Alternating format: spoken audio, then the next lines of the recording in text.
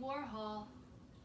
I'm an American artist known for my silkscreen prints during the pop art movement.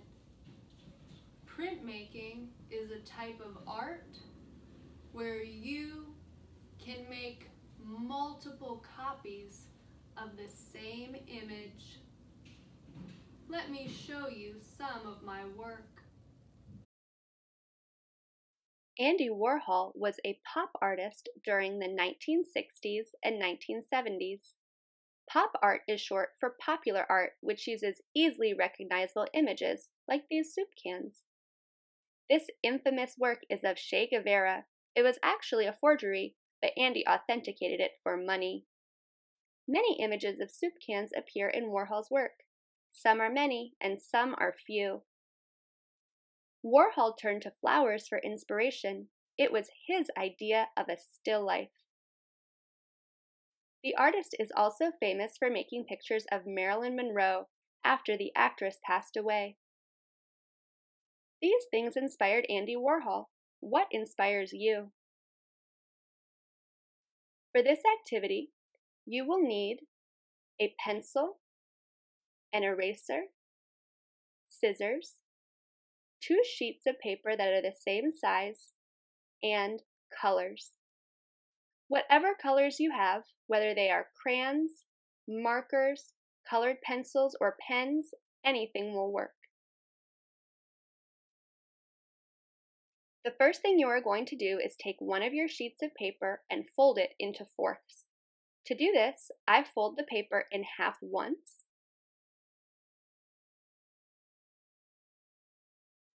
and in half again. After you fold the paper, you are going to unfold it and cut along the fold lines with your scissors. You are going to cut out a small rectangle.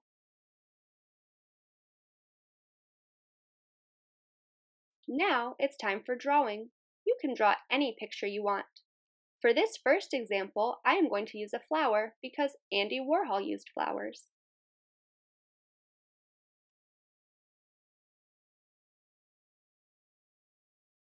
When I complete my flower drawing, I'm going to flip the paper over and shade in the entire back of the paper with my graphite pencil. Make sure you shade it in completely. This process is called graphite transfer. Next, you will need your other sheet of paper. Place the drawing graphite side down on the corner of the paper. Then trace over your original drawing. Hold the paper firmly so it doesn't slip around. You can also trace over the edges of the rectangle. The graphite on the back of the drawing will transfer to the big sheet of paper. Make sure to go over all of your lines. When you remove it, if it's too light, you can always shade over the back of the paper again. You will be drawing over your image 4 times, once in each corner.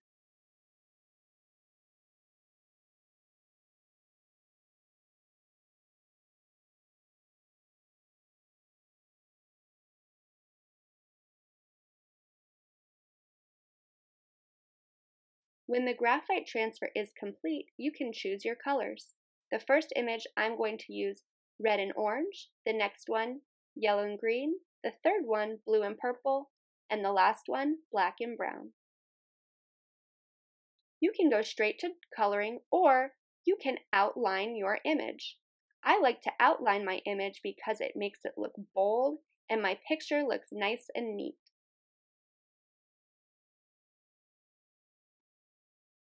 You do not have to outline over the lines that separate each of the images unless you want to. It's time for coloring.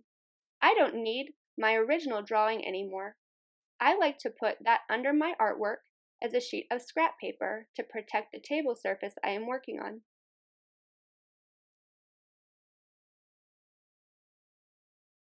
When you are coloring, make sure to color neatly and completely. Take your time and do the best that you can.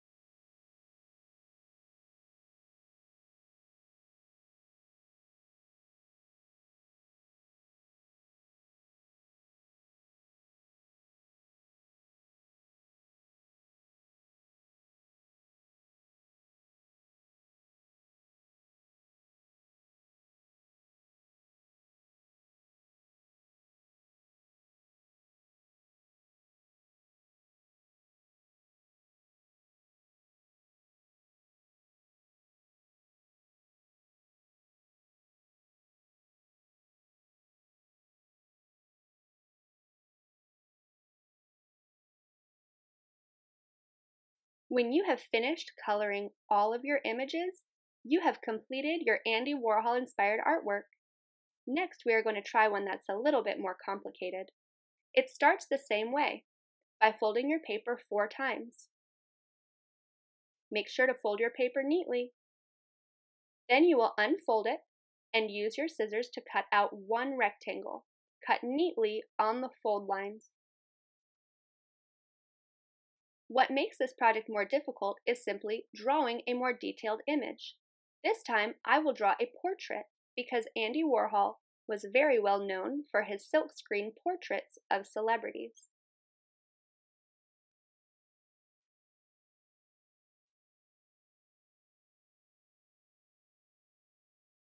If I mess up on this drawing, it's okay. I don't have to erase it. Because this is a graphite transfer, I only have to transfer the things I want to keep.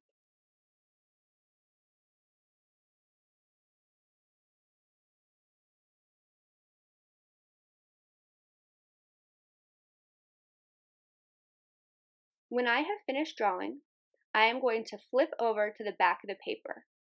I need to make sure that I can see my pencil lines through the back of the paper. It's really important to shade over all of the pencil lines. When you are shading, make sure to press down firmly with your pencil. You may even want to shade over the back 2 times.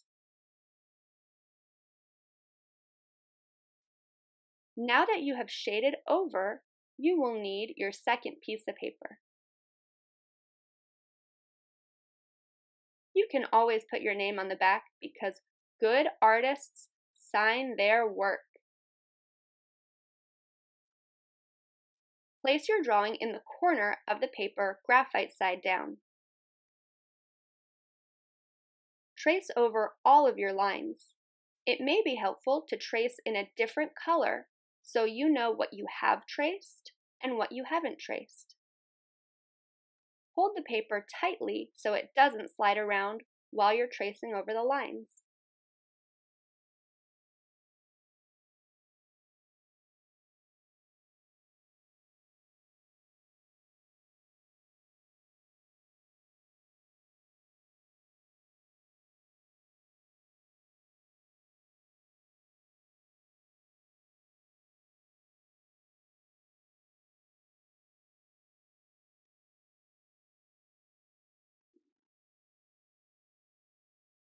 Take your time and work neatly.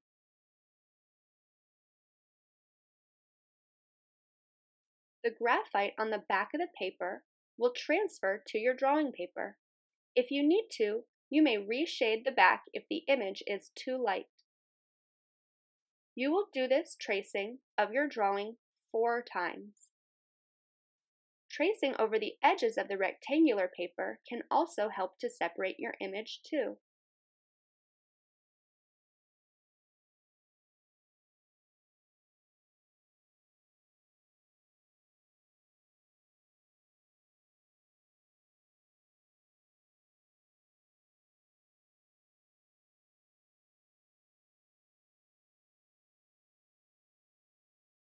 Remember, reshade the back of your paper if the image is too light.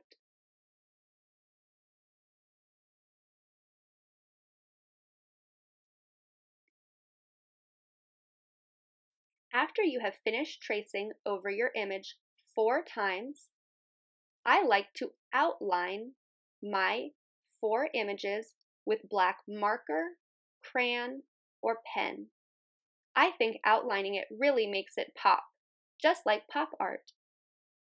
I also use my first image as a reference when I'm tracing over with black pen, marker, or crayon. It helps me remember which lines to keep. When you are tracing, make sure you are tracing neatly and accurately. You want every image to look the exact same as possible. It's time for coloring. I'm going to use a similar color scheme. The first one will be red, orange, and yellow. The next one yellow, green, and blue.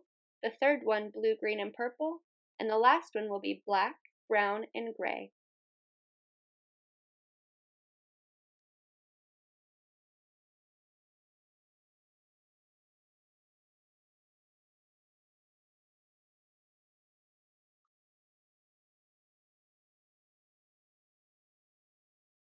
Because I don't need my reference image anymore, I sometimes use it to put underneath when I'm coloring to protect the surface I'm coloring on.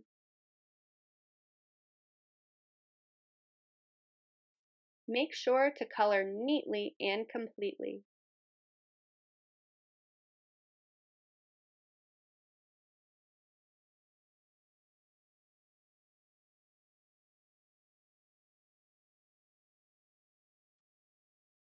Take your time and try your best.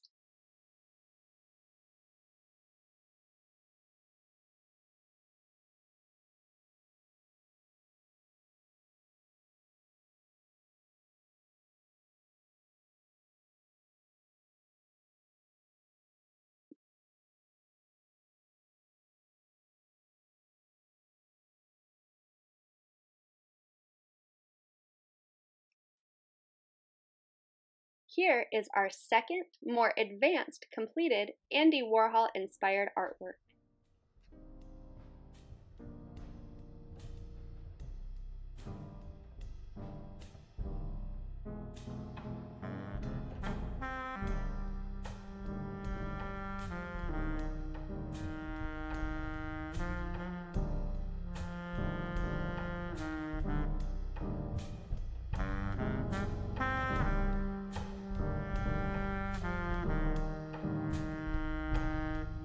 I hope you enjoyed making these Andy Warhol inspired artworks.